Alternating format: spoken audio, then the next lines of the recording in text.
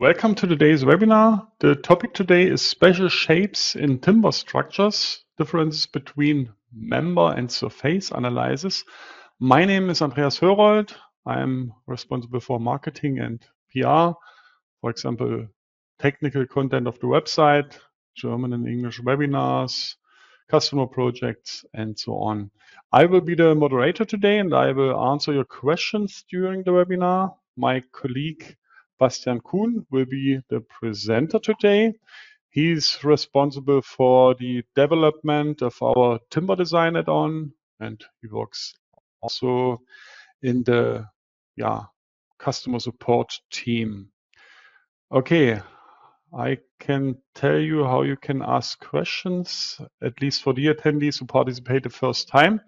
First, I switch off my webcam that you can see the full screen. If you have a question, then just press that button with the question mark, enter your question here, press send, and I will receive your question and I will answer you. The other way is to watch the entire webinar and then email your questions to info@dlubal.com. Okay, that's at the moment all from my side. I hand over to Bastian. Bastian, it's your turn. Yeah, thank you, Andreas, for the introduction.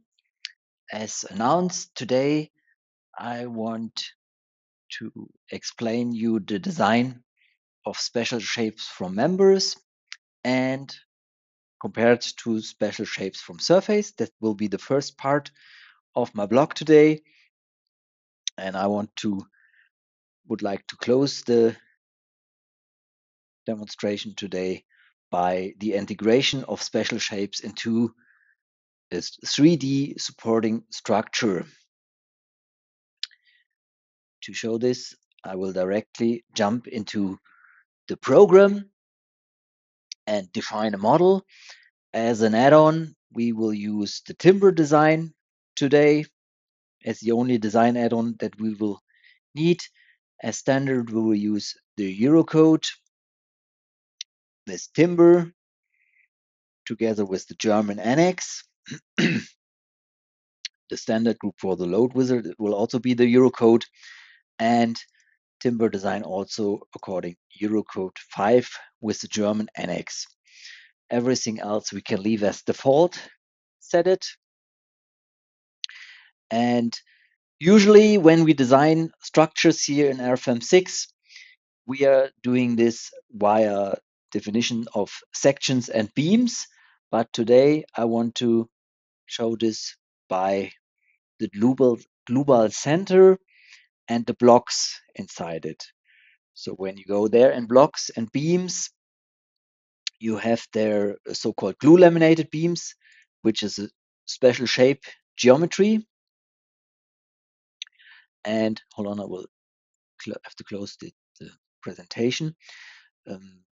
There are 3 beams, but when you scroll a little bit down to the timber blocks that we have in here, you can see that, wait, I have to look for them. Where are they?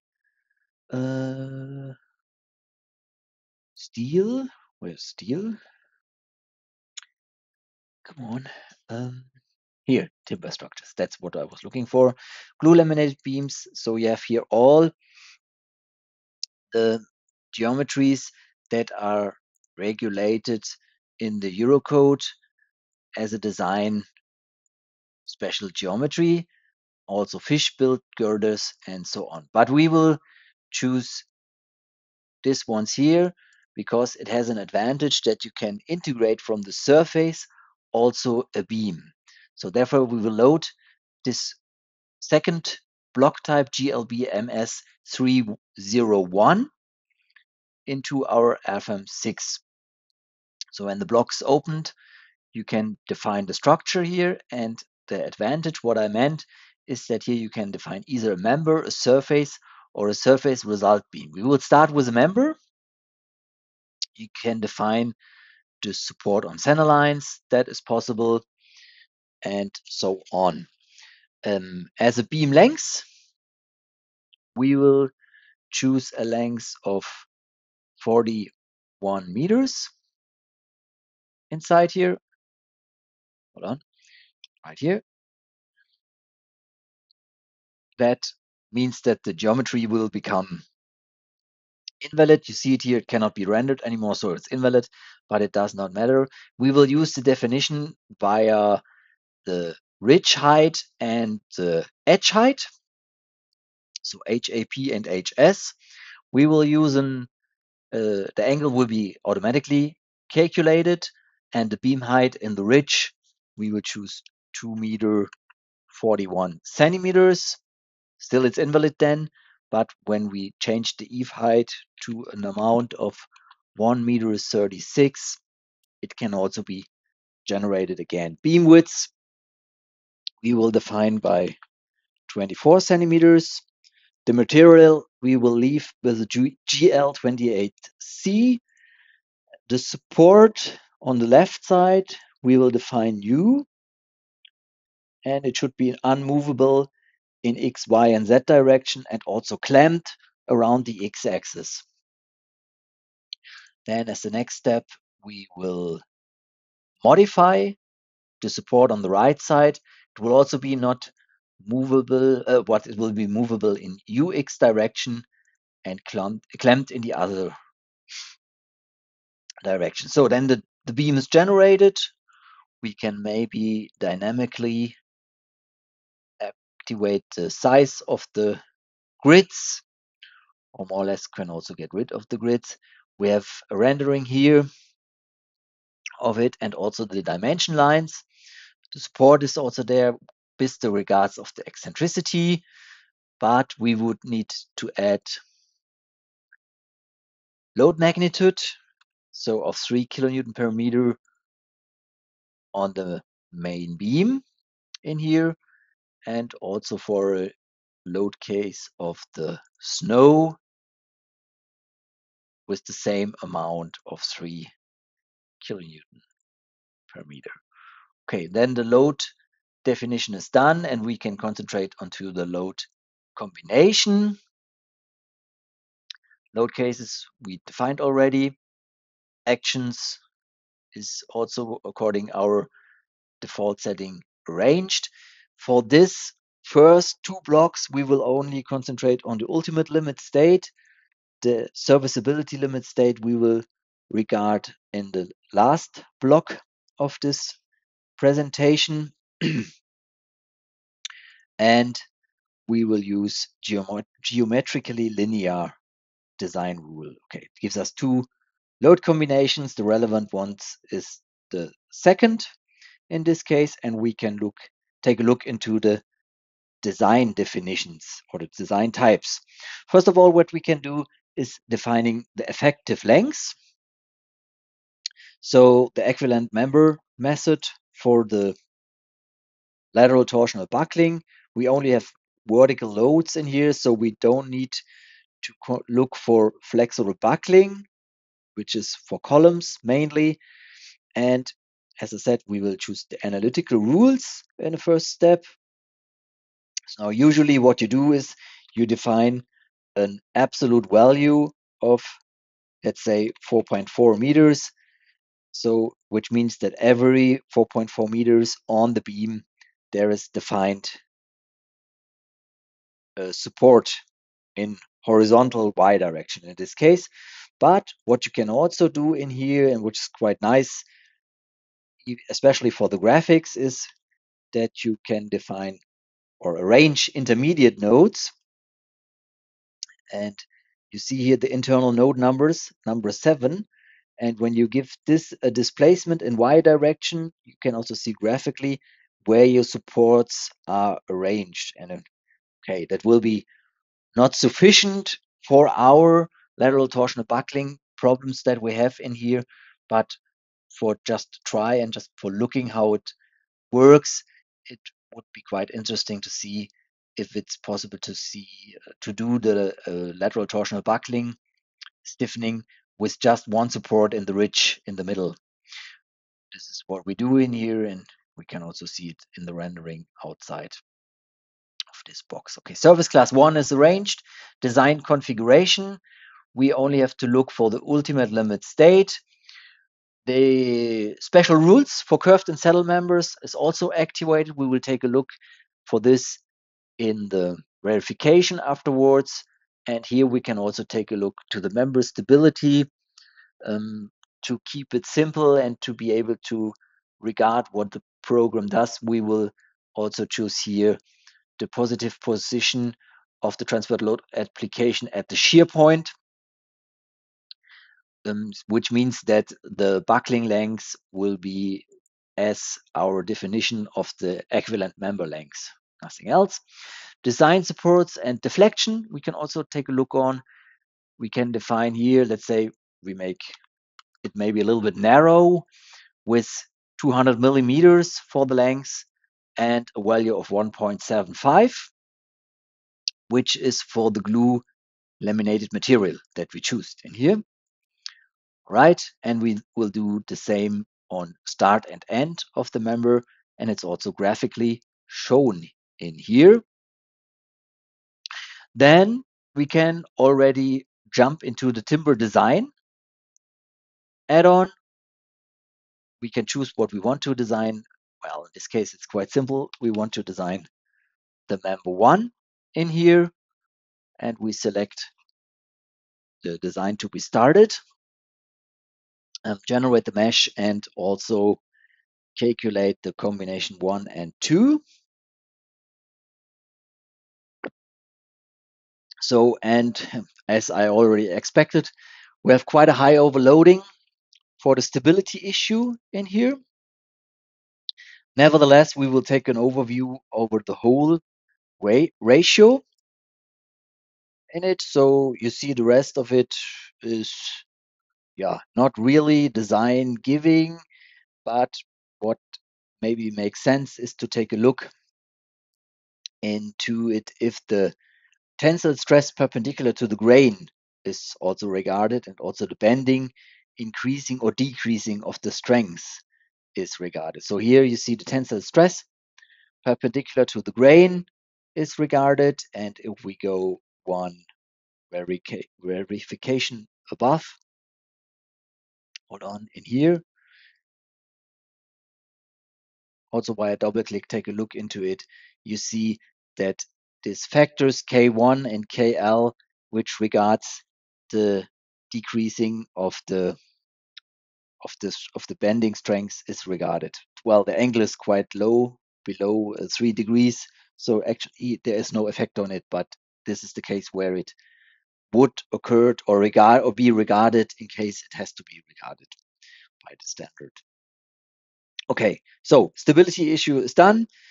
What is maybe interesting with this stability issue, because when you already did take a look in how the verification on such special shaped geometries is done, you may have noticed that it can be quite problematic to calculate the critical bending moment for such geometries.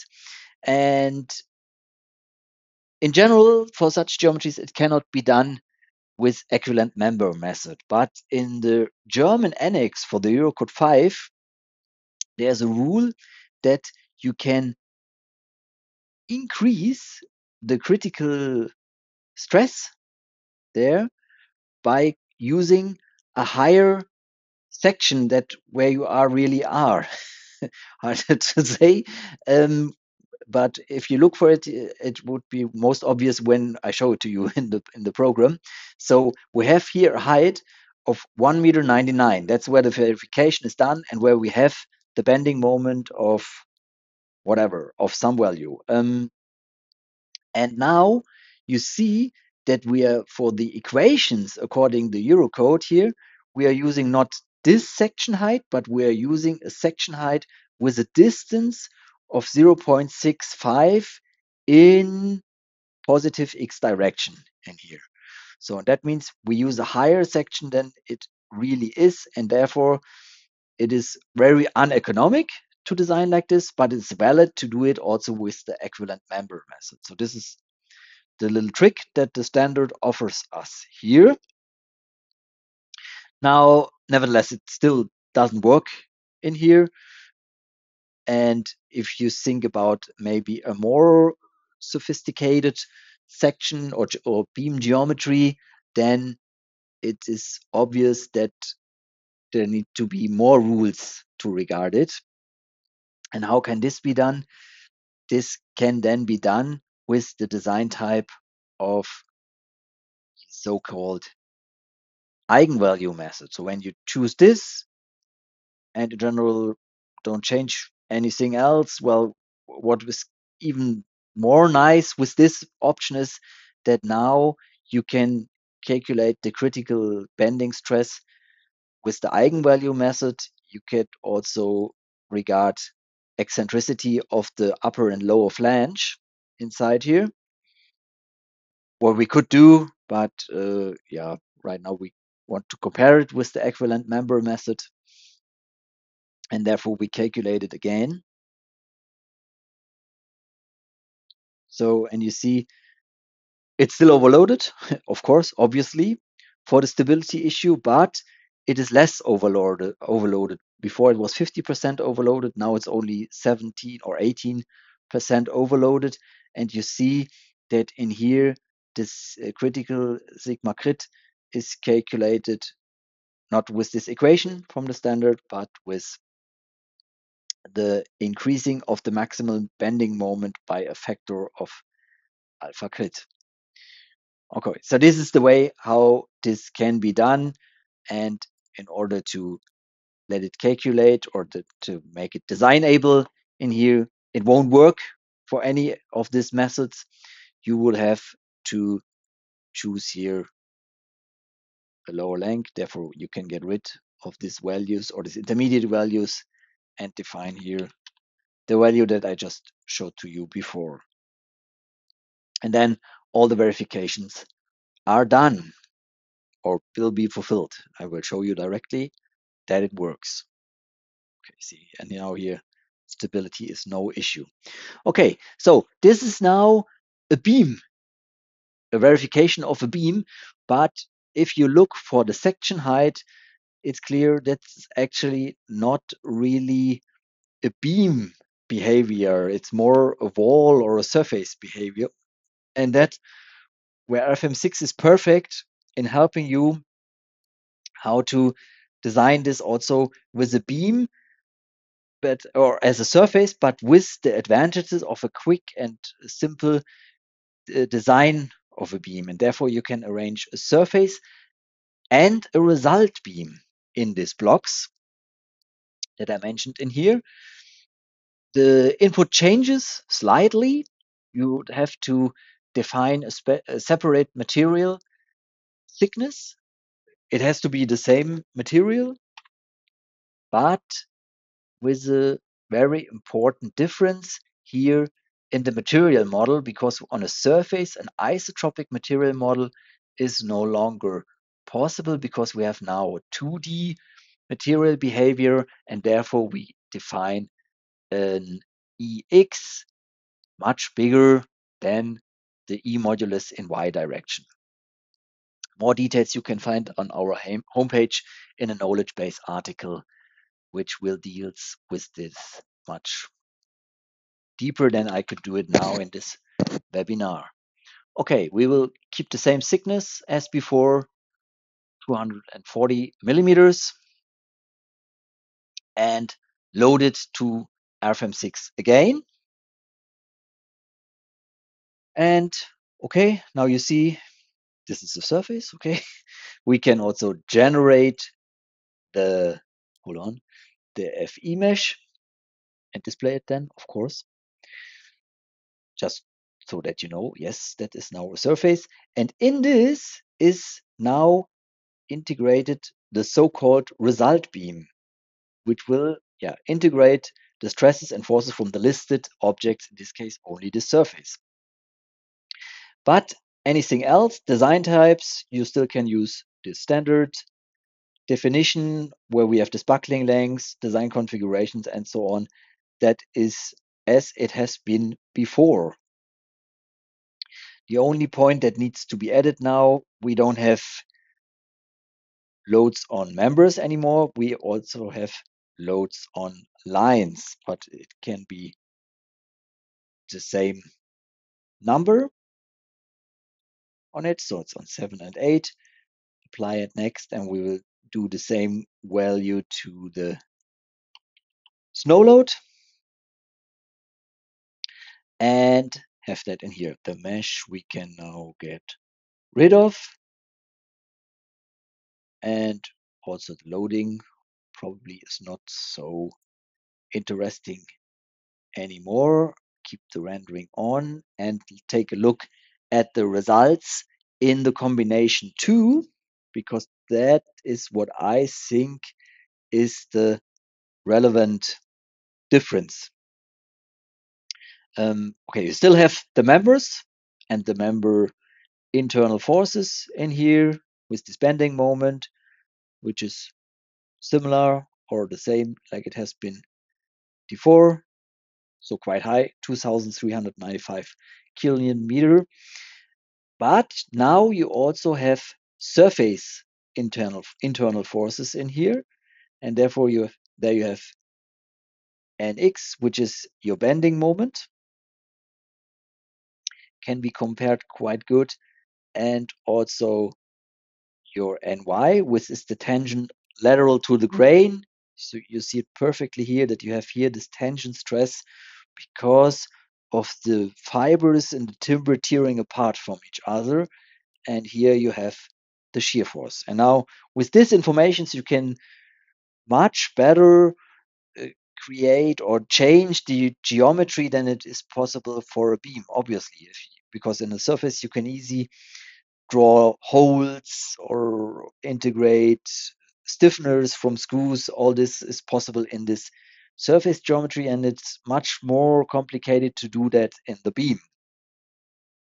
And one other advantage of it is, you cannot design members and surfaces in it, so which is quite nice to do, and get the results from both, and also use the results from both for your design purposes. So you see, member verification more or less the same than we've had before. And here we have now also design ratios on surfaces. What is maybe interesting in there is then maybe to take a look at bending compression stress and bending tension stress. So when we display stresses, and maybe put this here and choose a point what we want to design. So you see on top of the beam, of course, you have bending, but bending compression stress, and on the bottom you have tension, bending tension stress in here, and that can also be used for your further design or for a detailed design process. Okay, this is how beams and surfaces can be compared. And now I want to calculate a 3D hall with you. So we name it 3D hall as a new project. And here we will choose the same add-on as before. So everything else is the same. Not worth mentioning it in detail. Oh, and while this is generated in here, I want to share with you 2 pictures just to show you how this geometry or the geometry can look like in the reality. So that's quite a bigger hall with columns also made from timber in here and clamping the trusses in between.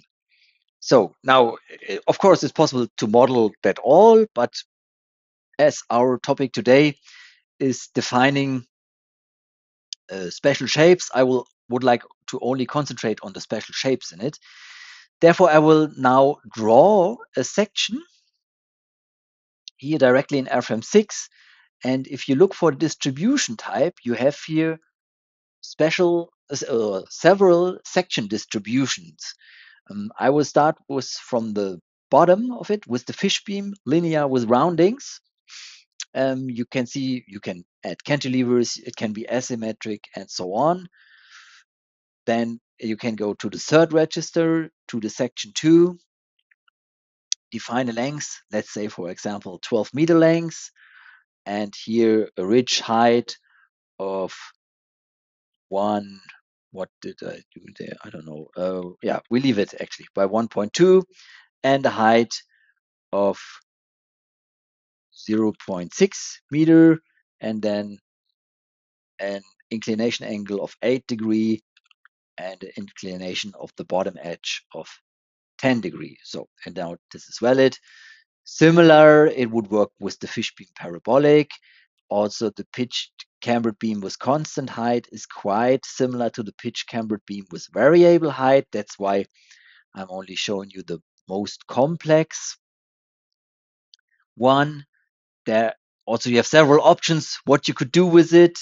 Capped with loose ridge wedge will be a reducing of the tensions lateral to the grain. When we define the length for this beam here, let's say make it a little bit longer with 20 meters, and of course beam height at the edge of, I don't know, 90 centimeters. Okay, then it can also be generated and used for the further design process. All right, then when you have arranged that, now we want to define quite a similar section than we did use in the example before. This will be the so-called distribution type cell. We will keep it by 50% and arrange at the bottom. We will define the member start with an eave height of 1 meter 36. The member end can be similar because I want to have it symmetric in this case. And the eave or the ridge point will be 2 meter 49. The design types I will concentrate later on. And let's say, okay, we define it by this length, and then we will put the real length by double clicking on the node, because 4 meters is probably not what we want. We want 47 meters. That is what our aim is and where these beam types are relevant and most economic ones. All right. We will also support it similar to the previous model that we used. So the first nodal support would also be clamped right here, and on the right side we will keep it also clamped around x-axis and in this direction. Okay, in order to demonstrate just the surroundings of the hall, as I said, we want to draw or model 2D, but calculate also the 3D effects of it. I will just draw a line here for the columns in it. It's maybe a little bit long. Let's see. Oh, 6 meters is too long for me. We will do 4.5 meters.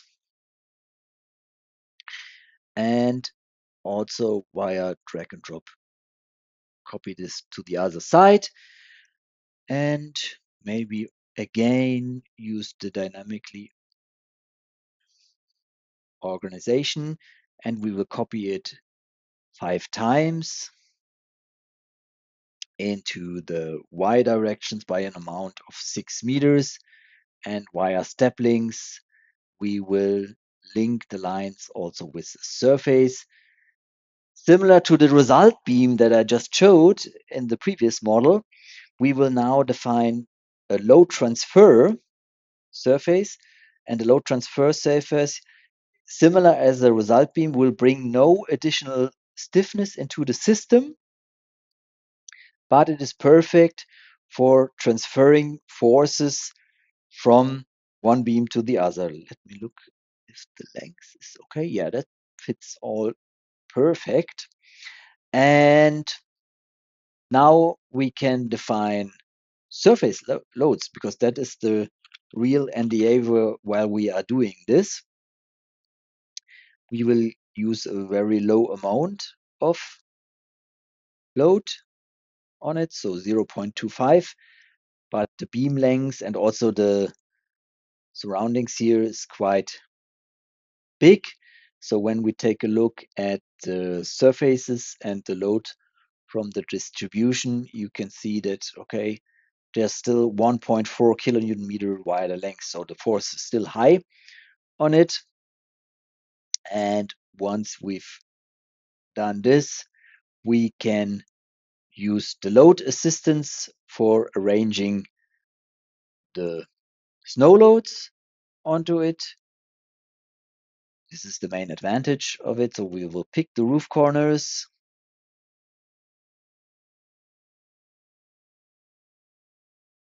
Oops and oops. All right. We will use maps and parameters. Let's say we stay here in Berlin and use this location, Karl-Liebknecht-Straße street, and load it to our snow load generator, so it directly knows where the hall will be built. We will automatically also generate the load case, and then this is done, and we switch to the next chapter. And if we display it is separately and also use loads from distribution surface like before, you can see, okay, the load now here is quite high with 4 kilonewton per meter already. All right, this is snow load. Now only missing is wind load. So we use the wind load wizard, similar to what we did before. Pick the geometry. Okay, the walls on the bottom. As I said, we do not have columns in here, what of course you could do. So therefore the walls are not so sensible to be used, but the roof definitely is. Yeah, we'll use the same parameters and generate also those load cases automatically and have them generated in this way. And now all we would need to do is take a look at load cases and combinations. Yeah, the national annex I want to choose with Germany. In here, the combination wizard is activated. The snow load, I need to define here or tell him that it's the load duration short term, because this is special in or different in Germany to some other countries. Design situation, we will use ultimate limit state and serviceability limit state, geometrically linear, and now we have generated 79 combinations of it, right? So this is also generated, and now when we look, for example, for the one of the snow load cases, you can easily see that for the design process, it's probably not relevant to calculate the edge beams for at least for the stress. Sure, for the connection forces on the supports, but not for the stress. So therefore, there it is sufficient enough to calculate the middle beam here.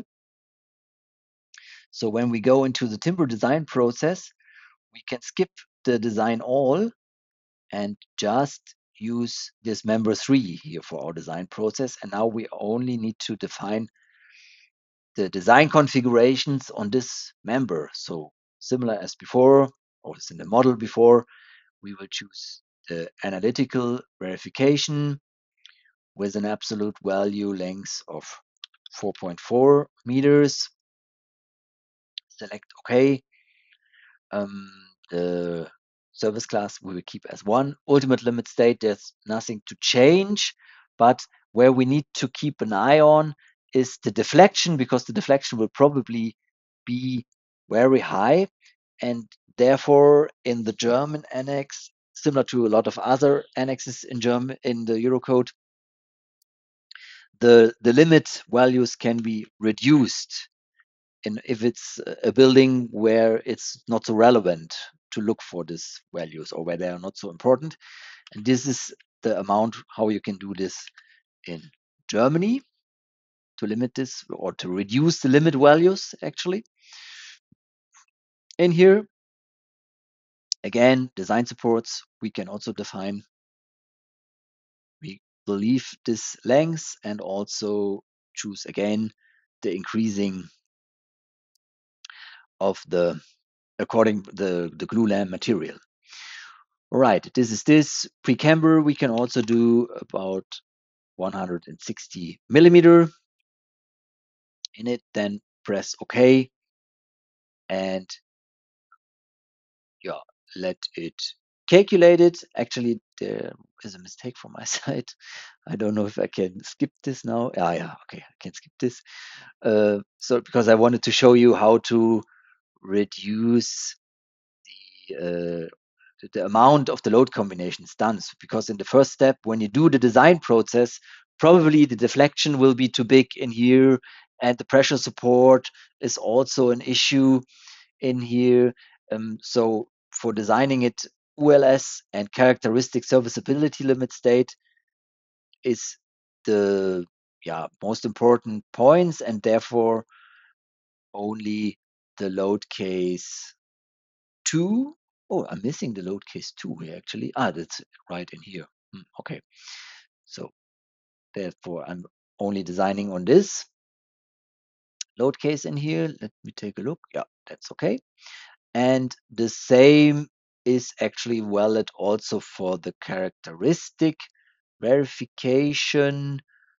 So let's say we do it there similar. And objects to design we did already, and we can calculate it now. And now only 2 load combinations need to be calculated, which is not so relevant for the speed process in it, but also for the checking and controlling if the inner forces are all right. Therefore, it's a big benefit to use. You see the inner forces are already calculated now, and it's 3 seconds or so. And if you think about 3 seconds each case, even by 200 load combinations, that's not so relevant. Okay, but here serviceability is really, really bad, and also the section proof is bad. Okay, what has happened in here? Serviceability characteristic in that direction. There's probably something going on. We have to take a look at the combination 44 and look for static analysis and the deformation. So that's 22 centimeter. That is actually all right. Nothing too serious. Double support, but the limit is 200. Yeah, that is 20 millimeter. That is not really realistic. We will have to take a look what was going on in here.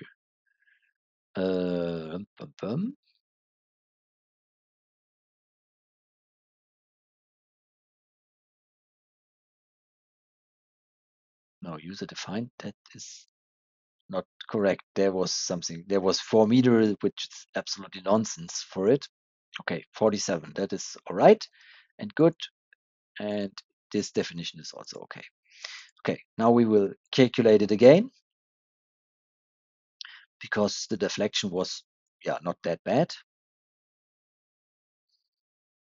All right, so you see now the only overloading is the design support in here by 5%, of course. So that's not nice, but it is handleable, and we can try to improve this.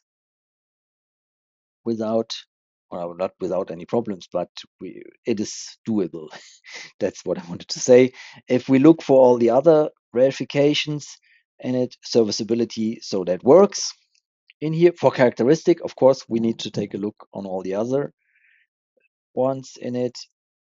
Maybe we take the design support and take a look on this verification done in here. Okay, looks like this. And now we will edit this member and say, okay, what can we do? Of course, we can use reinforcement elements on it.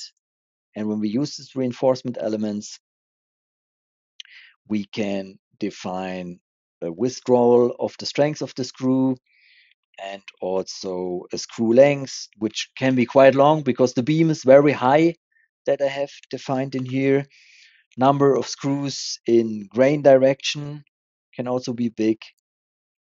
And this limit of the spacing in out of the plane member area, that can be probably or has to be reduced by some value. So now we can calculate it again, but before we do that, we should maybe also calculate all other relevant design combinations in here. Ultimate limit state, I do not expect any problems, therefore I will skip the ultimate limit state or calculate the ultimate limit state only in brackets for the load combination 18 it was, I think. And now you see it's still very quick. I don't think there's a big difference in calculating 2 or 100 combinations in here. Still a slight overloading of the serviceability. There's not much more to do. So that's really not working because of the wind pressure also in the combination 49. But all other serviceability verifications are fulfilled and it's nice and it's done. So yeah, maybe you can agree on allowing a slight overloading on serviceability, or you would have to increase the section height. This information of the screws, maybe you want to put into the printout report.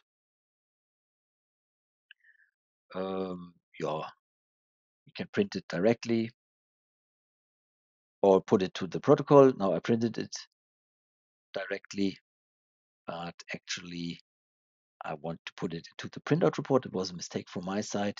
Save and show. That's what I wanted to do. Okay. On the other screen, it's already opened. You cannot see it here because I can only share one screen with you.